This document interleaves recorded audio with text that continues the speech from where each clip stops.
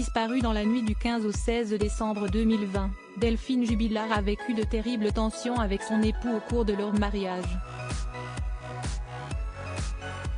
Jaloux maladif, son mari avait même essayé de la traquer par un moyen extrêmement sournois. Au cours de l'été 2020, Delphine Jubilard a annoncé son intention de divorcer à son époux Cédric. Une décision incompréhensible pour le peintre plaquiste de 34 ans qui était déterminé à la récupérer, quoi qu'il en coûte.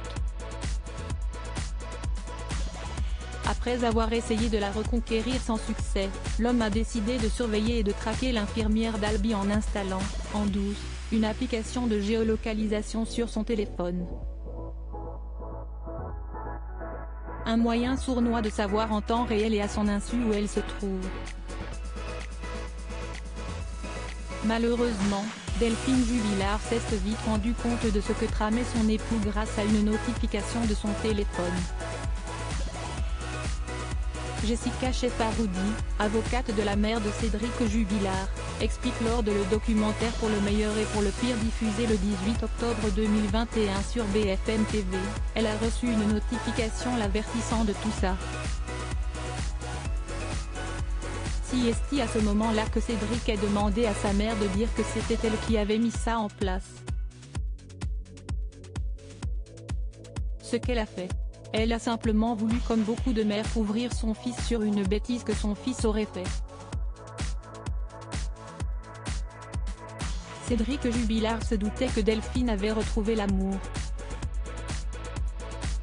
Au lendemain de sa disparition, il a d'ailleurs envoyé un message à l'une de ses meilleures amies en disant qu'il avait grillé sa femme.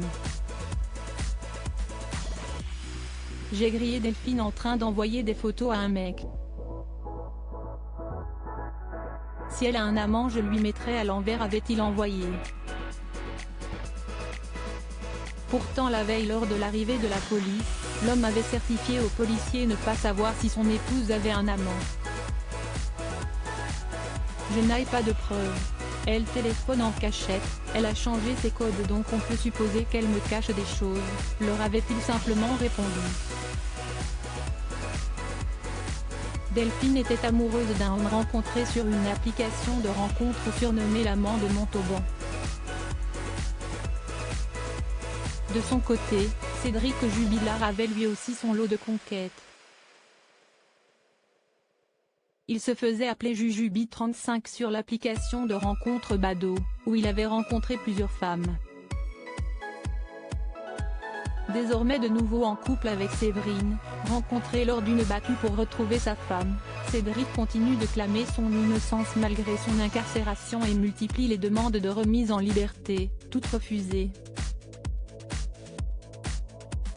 Cédric Jubilard reste présumé innocent des faits qui lui sont reprochés jusqu'au jugement définitif de cette affaire.